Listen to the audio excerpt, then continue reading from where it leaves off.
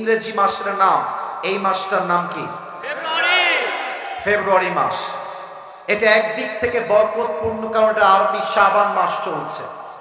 আর এক দিক থেকে এটা গজবের দিক, এই হিসেবে আগামীতে আসছে বিশ্ব নির্লজ্জ বেহায়াপনা ভালোবাসার দিবস। আমি এটাকে কোনো ভালোবাসার দিবস মানতে রাজি নই। এটা এমন এক ভালোবাসার দিবস যেটাকে ভালোবাসার দিবসের নাম দিয়ে হাজার হাজার নারী এই 14ই ফেব্রুয়ারিতে তার ইজ্জতকে হারিয়ে ফেলে। যুবক ভাই আছে কিনা বলো? কেন আমি আমার অনেক আব্বাজানকে দেখতে পাচ্ছি, দে আর রেসপেক্টেড পারসন। আমি সম্মান দিয়ে বলছি আব্বাজান, শোনেন একটা কথা বলি, মেয়েরা যদি ভালো হয়ে যায় 80% যুবকরা ভালো হতে বাধ্য হয়ে যাবে। ভালোবাসার দিবসের নামে যে বেহায়াপনা বাংলাদেশে চলে, আপনি বাবা হিসেবে দিস ইজ ইয়োর রেসপন্সিবিলিটি, এটা আপনার বাবা হিসেবে দায়িত্ব। আপনি একজন ভাই, ভাই হিসেবে দিস ইজ ইয়োর রেসপন্সিবিলিটি, এটা আপনার দায়িত্ব। ভালোবাসার দিবসে আমার ঘরের মেয়ে, আমার ঘরের বোন বাসার চৌকাঠ থেকে একচুল পরিমাণ বাহিরে যাওয়ার সাহস খুঁজে পাবে না। সেই দিন private, coaching, school, college, university সব বন্ধ থাকবে। আমার কথা একটা, আমি যদি আমার বউকে কন্ট্রোল করতে পারি, আমি যদি আমার বোনকে কন্ট্রোল করতে পারি, আমি যদি আমার মেয়েকে কন্ট্রোল করতে পারি, আমার ঘরের মেয়ে বাহিরে গিয়ে নির্লজ্জ বেহায়াপনা দিবস পালন করতে পারবে না। ঠিক কিনা বলে? এক নাম্বার কথা সবার জন্য ওপেন ডিক্লেয়ার, এটা ভালোবাসার দিবস নয়, এটা বিশ্ব বেহায়াপনার দিবস। নাম্বার টু, অনেক মায়েরা এসেছেন বলে আমাকে আমার কমিটিরা ইনফর্ম করেছে আজকে এই দিনের মাহফিলে। আমি প্রত্যেকটা ওই মেয়েকে বলবো যে মেয়ের বয়ফ্রেন্ড আছে, উইথ ডিউ রেসপেক্ট, সম্মান দিয়ে বলছি, কলিজার টুকরা প্রিয় বোন, আপনি যে আপনার বয়ফ্রেন্ডের সঙ্গে ভালোবাসার দিবসে যশোরের শহরে গিয়ে নষ্টামি করবেন, হোটেলে থাকবেন, নিজের ইজ্জত বিলীন করবেন, কথা খুবই তিতা শুনতে আমি জানি, but I am forced to talk like this. আমি বলতে বাধ্য হচ্ছি। আমি সেই বোনকে বলবো যেই বোন তার ইজ্জতটা এত সহজে বিলীন করছেন, মাথায় রাখবেন আপনার সঙ্গে আপনার বয়ফ্রেন্ডের বিয়ে হবে না, এবং যেই যুবকের বিয়ে আপনার সঙ্গে হবে, আপনার সতীত্ব যেহেতু আপনি বিয়ের আগেই হারিয়ে ফেললেন, আপনার মতো মেয়ের কপালে স্বামীর ভালোবাসা কখনো জুটবে না যুবক ভাইরা। এবং আপনার মতো নির্লজ্জ বেহায়াপনার দিবস পালনকারিণী মেয়ের কপালে ইসমাইলের মতো সন্তান কখনো জন্মগ্রহণ করবে না। আল্লাহ আমার প্রিয় বোনদেরকে বোঝার তৌফিক দান করুক। জবান খুলে সকলে পড়া আমিন। এত আস্তে কেন বলেন সবাই? জবান খুলে আমিন। আল্লাহ এই ভালোবাসার নামে নির্লজ্জ বেহায়াপনার দিবস থেকে এই জাতিকে হেফাজত করুক। পড়েন সবাই আমিন। এবার আমি সবাইকে জিজ্ঞেস করতে চাই, আপনাদের বউ আছে কার কার? একটু হাত তুলুন তো। বউ আছে? বউ আছে, মাশাআল্লাহ। আচ্ছা, আপনারা হাত নামান। এবার বউ নাই কার কার? তারা একটু হাত তুলেন। বউ নাই, বউ নাই। ইন্না লিল্লাহ। আপনাদের কারো বউ নাই? আহা, হাত নামান, হাত নামান। আল্লাহ সবাইকে দিনদার নেককার বউ দিয়ে দিক। পড়েন সবাই জবান খুলে আমিন। মুরব্বীরা এখন হাসবেন না, আমি দুই একটা কথা বলছি। অলরেডি মুরব্বীরা হাসাহাসি শুরু করেছেন। আমি একটু কথা বলি আব্বাজান, আপনারা আমার কথা না হেসে একটু বুঝবেন। আপনি যদি আপনার ছেলেকে সঠিক বয়সে বিয়ে না দেন, আপনার ছেলে যত জায়গায় হারাম সম্পর্কে জড়াবে, প্রত্যেকটা দায়ভার কিয়ামতে আব্বাকেই বহন করতে হবে। ঠিক কিনা বলেন?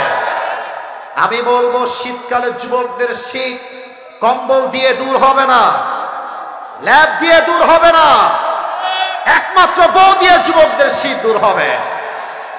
আল্লাহ যুবকদেরকে দিনদার নেককার বউ দিয়ে দিক। পড়েন সবাই আমিন। আমরা তিনটা তাকবীর দিয়ে তাফসীর শুরু করব। প্রথম তাকবীর দিবেন আমার প্রিয় বিবাহিত আব্বা জান এবং যুবক ভাই। বিবাহিত ভাইরা একটা কাশি দেন। দেখা যাক কারা জিতে আজকে তাকবীর দিয়ে। বিবাহিত ভাইরা আপনাদেরকে জোরে তাকবীর দিতে হবে, সবাই একটা তাকবীর দেন। বিবাহিত ভাইরা, সিঙ্গেলরা চুপ থাকবেন আপনারা। বিবাহিত ভাইরা যারা আছেন, নারায়ে তাকবীর। মাশাআল্লাহ, মোটামুটি চলে, খারাপ না। এবার দিবেন আমার প্রিয় সিঙ্গেল ভাইরা, সবাই একটা কাশি দাও। সিঙ্গেল যারা এসেছো, দেখা যাক কারা জিতে। আমি কোনো নাম্বার দিব না, আমার এখানে মাহফিলে অনেক মান্যগণ্য ব্যক্তিরা আছেন, তারাই নাম্বার দিব। সিঙ্গেল ভাইরা তাকবীর দিবেন, বিবাহিত ভাইরা চুপচাপ থাকবেন। সিঙ্গেল ভাইরা, নারায়ে তাকবীর। বিবাহিত ভাইরা আমাকে মাফ করে দিবেন, খুবই সরি, আজকে সিঙ্গেলরাই জিতে গিয়েছে। এবার আমরা সবাই মিলে তাকবীর দিব এমন জোরে যে তাকবীরের ঠেলায় আসিফ হুজুর স্টেজ ভেঙে উল্টে নিচের দিকে পড়ে যাবে। দেখা যাক কত জোরে আপনারা তাকবীর দিতে পারেন। ওদিকে হাজার হাজার শত শত যুবক দাঁড়িয়ে আছে, সবাই একটা কাশি দেন। নারায়ে তাকবীর। আল কোরআনের আলো, আল হাদিসের আলো, কোরআন হাদিস যেখানে, আলেম ওলামা যেখানে, যশোরবাসী যেখানে, আল্লাহ রাব্বুল আলামিন যেন কবুল করে। পড়েন সবাই আমিন। লাস্ট কথা, যদি ওয়াজের মাঝ থেকে কেউ উঠে যায় দোয়া না করে, তার লুঙ্গি টান দিয়ে ধরে বসায় দিবে, তবে লুঙ্গি যেন খুলে না যায়। ঠিক আছে ইনশাআল্লাহ? আসুন আমরা তাফসীর শুরু করি। আসরের নামাজ এই মাঠেই অনুষ্ঠিত হবে। So don't go anywhere from this place. এই জায়গা, এই যে সোনামণি, ওই যে ছোট্ট একটা বাচ্চা, কই যায়? বসায় দাও, বসায় দাও। সবাই দিকে তাকান, তাকবীর দেন সবাই। নারায়ে তাকবীর। আজ যে অল্প সময় আমরা পেয়েছি, এই অল্প সময়ে আমরা ছোট্ট একটা সূরার তাফসীর পেশ করব। সূরাটার নাম হচ্ছে সূরাতুদ দুহা। আমার যশোরের কেশবপুরের মুরব্বী আব্বাজান, যুবক ভাই, তোমরা বামে অনেক যুবক আছো, ডানে অনেক যুবক আছো, আমি সবার থেকে উত্তর চাই। সূরাটার নাম হচ্ছে সূরাতুদ দুহা। বলেন সবাই, সূরাটার নাম কি? দুহা। এটা 30 পারায় অবস্থিত। এই সূরা আয়াত সংখ্যা হচ্ছে মোট 11টা, এবং এই সূরাকে মাক্কি চ্যাপ্টারে নাজিল করেছে একজন। আওয়াজ দিয়ে বলেন সবাই, তিনি কে? বলেন তো আপনারা সবাই, আগামীর বাংলাদেশকে ইসলামের বাংলাদেশ দেখতে আমরা সবাই চাই কি চাই না? মাঝে মাঝে আমাদের কাছে কল রেকর্ড পাঠানো হচ্ছে, একজন বলছেন চট করে এসে ঢুকে ক্ষমতার চেয়ারে বসে যাবেন। আমরা একটা কথা বলতে চাই, শহীদ আবু সাইদ জীবন দিয়েছে, শহীদ মুগ্ধ জীবন দিয়েছে। এই বাংলার মাটিতে আগামীতে আবার স্বৈরাচার আসবে, এটা চুল পরিমাণ বরদাস্ত করে নেওয়া যাবে না। ঠিক কিনা বলেন? এই সূরার এই আমাকে লেট মি ফিনিশ, আমাকে কথা বলতে দেন। এই সূরার তাফসীর যদি আপনি জেনে যান, আপনার লাভ হবে দুইটা। বলেন সবাই, লাভ হবে কয়টা? এক, আপনার জীবনের সমস্ত দুঃখ কষ্ট দূর করে দিবে একজন। আওয়াজ দিয়ে বলেন সবাই, তিনি কে? 2 নাম্বার,